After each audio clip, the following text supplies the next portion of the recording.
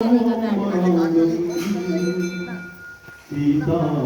समारो पितवान भागम पाणौ महासा एक चारु चापम नमामि रामं रघुवंशनाथं नमामि रामं रघुवंशनाथं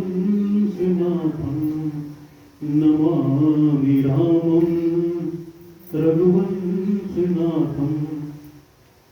सबको जय श्री राम। बहुत सुंदर अवसर है। आज हम सब राम भगवान के मंदिर में राम नाम का संकीर्तन करते हुए और तुलसीदास जी की जयंती मनाने का हमें शुभ अवसर मिला है, सौभाग्य मिला है। इस अवसर पर जो आप लोगों ने मुझे माइक दिया है उसके लिए बहुत बहुत धन्यवाद। समय कम है लेकिन फिर भी मैं कोशिश करूंगा कि राम का नाम वेदों में आया है, कहां से आया है, हम कैसे जाने हैं और इसी राम के नाम ने कितने लोगों का उद्धार किया है। राम का नाम कहीं गुप्त था और किसी भाषा में लिखा था, संस्कृत में लिखा था, किसमें लिखा था, हमारे बीच में लुप्त हो गया था। उसको माननीय प्रातः स्मरणीय गोस्वामी तुलसीदास जी ने पुनः प्रकट किया है। तुलसीदास जी के चरणों में बारंबार प्रणाम। अभी आप लोगों ने एक बहुत सुंदर भजन गाया, मेरी भी इच्छा कर रही थी गाने की। पायो जी मैंने राम रतन धन पायो। ये भजन जो है मीराबाई का है और वो मीराबाई जो कहती हैं कि मेरे तो गिरधर गोपाल बूझो न कोय, जाके सिर मोर मुकुट मेरा पति सोए। अब देखिए, उनको जब ईश्वर मिलते हैं तो वो राम रूप में मिलते हैं। बोलती हैं कि पायो जी मैंने राम रतन धन पायो। कृष्ण की आराधना जीवन भर करती हैं लेकिन मिलते हैं राम। अब ये राम कहां से मिल जाते हैं उनको, ये बड़ा बोल्ड प्रश्न है। बड़ी प्रधान थी मीराबाई जो कि तुलसीदास जी के समकालीन थी।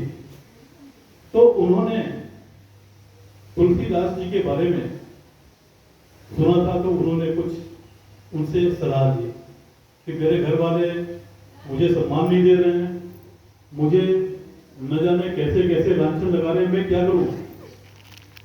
तो तुलसीदास जी ने एक, मुझे इतना स्मरण याद नहीं है, उन्होंने कहा जाके प्रिय न राम वैदे तजिए कोटि बैरिसम यद्यपि परम से नहीं। पिता तजियो प्रहलाद, मातु भरत मातु मेहता दी। प्रहलाद ने अपने पिता को त्याग दिया, भरत ने अपनी मां को त्याग दिया। इसी प्रकार हमें जो राम का प्रिय नहीं है उसे त्याग देना चाहिए। तो वो गुरु मंत्र दिया, उस आधार पे मेरा ये उन्होंने उस तत्व को प्राप्त कर लिया, राम तत्व को। और वही तत्व आज हमारे बीच में तुलसीदास जी ने जगह जगह फैला दिया है। पूरे विश्व में जो अशांति का वातावरण चल रहा है, अंधविश्वास चल रहा है, उसके लिए भगवान का जो अवतार हुआ था राम का, इस कलयुग में तुलसीदास जी के रूप में उन्हीं के संदेश प्रकट हुए हैं। भगवान शंकर की कृपा से वो संदेश हर घर में आज आ चुका है। हमें रामायण केंद्र के माध्यम से जुड़ के इसको जगह जगह फैलाना है। तुलसीदास ने एक अंत में एक प्रकरण और है, उसके बारे में बोलना चाहूंगा। तुलसीदास जी ने लिखा है कि मैंने ये किताब लिखी है, जो रामचरितमानस लिखी है, वो स्वांता सुखाय लिखी है। तो स्वांता सुखाय का मतलब ये नहीं कि केवल ये किताब तुलसीदास जी को ही सुख दे रही, ये इस जगत में जितने भी प्राणी हैं, स्वांता माने खुद के अंतर में, स्व माने खुद और अंत माने होता है अंतःकरण में। खुद के अंतःकरण में जो आनंद छिपा हुआ है, जो प्रभु श्री राम छुपा हुआ है, उसकी हम अनुभूति करते हैं। ये स्वांता सुखाय है, और जो रामचरितमानस पढ़ेगा उसके अंदर प्रभु का आगमन होगा।